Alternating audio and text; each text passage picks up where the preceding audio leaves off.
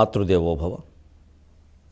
ఏడ్చి తినెన్నో మార్లు కరుణింపగలేదని నిన్ను, ఏడ్చి తినెన్నో మార్లు కరుణింపగలేదని, ఇప్పుడైనా నేనేడ్చెదను ఇన్ని మార్లు కరుణించిన నీ పదముల్గనంగా, నేనోడ్చడి అశ్రుబిందువులే ఒక్కట అడ్డములయ్యనంచు. నీ ఊడ్చిన చేను బాగైన ఓగైనంగన నీవు లేవకో జగన్మాత. నీ ఊడ్చిన చేను బాగైన ఓగైనంగన నీవు లేవకో.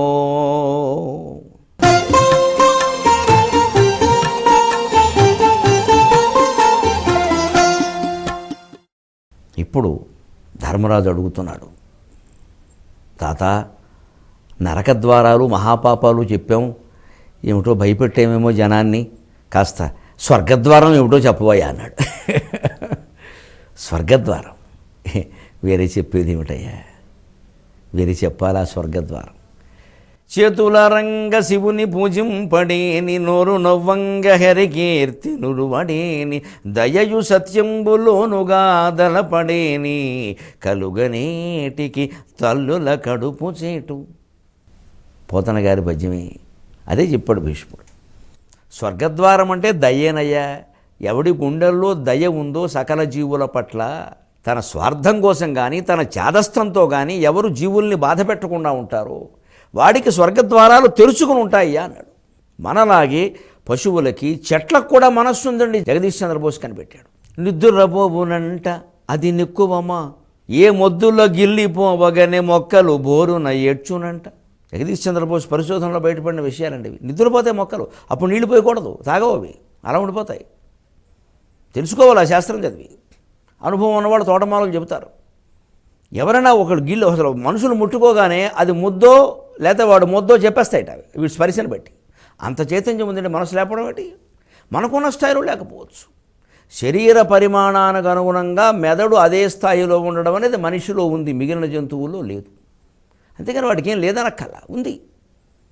మనం చేసే పిచ్చి పనులకు వాటికి మంటెత్తి పడుతూ ఉంటే చెప్పలేవు, అవి ఒక రకంగా చెప్పిస్తాయి. ఏమిటి ఇదంతా అని, నాకు పెట్టాల్సింది పెట్టరు, ఏమిటి గోల? మనమేదో మన నమ్మకాలు మనకుంటే మనమేదో కల్పించేసుకుంటాం వాటి చుట్టూ మొత్తం. మనలాగే మనకేది ముఖ్యమో అది వాటికి ముఖ్యం అనుకుంటాం, తప్పది. అలాగా జడ పదార్థాలు, నదులైనా చెట్లైనా పశుపక్ష్యాదులైనా తిరియక్కులు ఏవైనా సరే వాటి మనస్సరిగి ప్రవర్తించాలయ్యా, అదే దయ. ఓ తాబేలును మనం కూర్మావతారం అనుకుంటాం, అది అనుకోదు.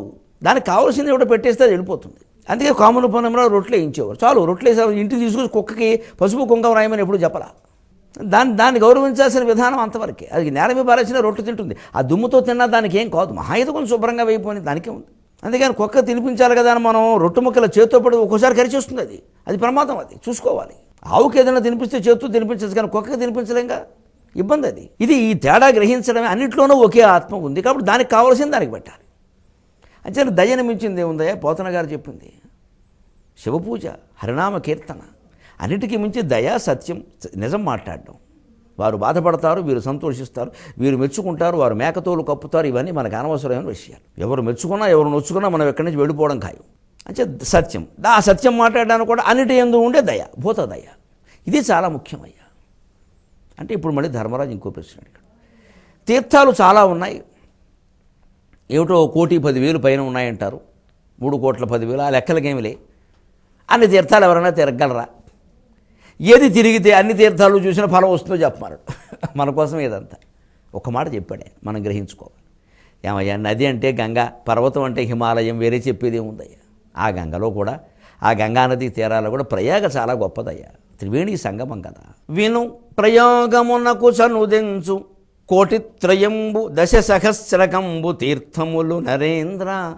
విను ప్రయాగమునకు సనుదించు కోటిత్రయంబు దశ సహస్రకంబు తీర్థములు నరేంద్ర.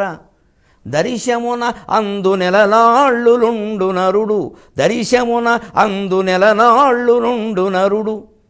ముక్తి కొడయడండ్రు అందు నెలనాళ్ళు నుండు నరుడు, ముక్తి కొడయడండ్రు. ఒక మాట వినవయ్యా, అసలు ఆంధ్ర మహాభారతం సహా అనేక కావ్యాల్లో ఈ విను ఎక్కడ వచ్చింది? ఇది విచిత్రమైన మాట, పట్టుకోవాలి. దాని వెనకాల ఒక మనస్తత్వం ఉంటుంది నాకు తెలిసి. నాకు ఓపిక లేదు కానీ మీరు పట్టుకోండి, ప్రయత్నం చేయండి. ఏ పద్యాల్లో ఎక్కడెక్కడొచ్చింది, చివరి ఎక్కడొచ్చింది, ముందు ఎక్కడొచ్చింది, మధ్యలో ఎందుకు వచ్చింది, ఏ వాక్యానికి ఏ పదానికి మధ్యలో వచ్చింది. ఇక్కడ బిట్వీన్ ది లైన్స్ అంటారు ఆంగ్లంలో. ఈ పదాల వాక్యాల మధ్యలోంచి మనం తెలుసుకోవాల్సింది ఉంటుంది. ఈ విను అని అసలు విను పురాణం అని ఒకటి శుభ్రంగా ఎంఫిల్ పిహెచ్డి కాదు కానీ ఓ 10 పేజీలు అచ్చులో రాదగిన వ్యాసం రాయొచ్చు. అసలు ఒక భారతం చూసినా చాలు, ఎందుకంటే ఇందులోనే ఎక్కువ విను వస్తుంది. చిత్రమైనటువంటి ప్రయోగం అది. ఎక్కడ చేస్తారో ఎలా చేస్తారో అని తిక్కన గారి పద్యాల్లోనే ఉంటుంది ప్రధానంగా.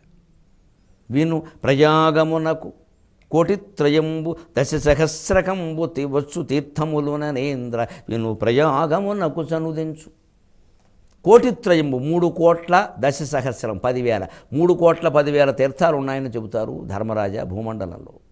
ఈ 3 కోట్ల 10,000 తీర్థాలు కూడా ప్రయాగకి రావలసిందే. అంత గొప్పది ఆ క్షేత్రం. ఏదో ఒక క్షేత్రం చెప్పాలి, ఆ క్షేత్రానికి మేము వెళ్ళాలి అనుకున్నవాడు ఇది చూసుకోండి, దాంతో సరిపెట్టుకోండి. ఇంకా భూమండలం అంతా తిరుగుదామని ప్రయత్నం చేయకండి. ఎందుకంటే భారతంలోనూ ఓ చోట చెబుతాడు, భాగవతంలో కూడా వస్తుంది, 1,000,000 జన్మలు ఎత్తినా భూమండలం అంతా నువ్వు తిరగలవి, ఆశ వదిలేయమన్నాడు. అవి అప్పటికే అవ్వవు. 3 కోట్ల 10,000 తీర్థాలు ప్రయాగకు వస్తాయి.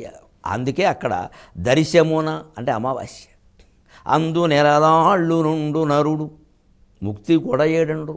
అమావాస్య రోజుల్లో 1 నెల రోజులు అక్కడ ఉండగలిగితే ముక్తి పొందినట్టే, ముక్తికి భర్త అయిపోయినట్టే, ముక్తికాంతావరహ ముక్తికాంతా ప్రియ అయిపోయినట్టే. అమావాస్య రోజుల్లో 1 నెలలాళ్ళు ఎలా కుదురుతుందండి? అమావాస్య ఒకటేగా, మరి నెల అంటే అమావాస్య నుంచి అమావాస్యకి నెల అనుకుందాం. ఏ అమావాస్య అదే తేలాలిగా. అదే నేను కాస్త వైదిక కర్మకాండలో ప్రముఖులైన వాళ్ళని, మా ఇంద్రగండి సత్యం గారు ఉన్నారు ప్రధానంగా కాట్రియన్ కోరలో, అటువంటి వారిని సంప్రదించి వైదిక సంప్రదాయంలో చక్కగా చెబుతారు. ఆయన చెప్పారు ఇందులో ఉండే విశేషం. ఈ భారత వ్యాఖ్యానంలో అది వ్యాఖ్యాతలు పేర్కొనలేకపోయారు కానీ చెప్తారు.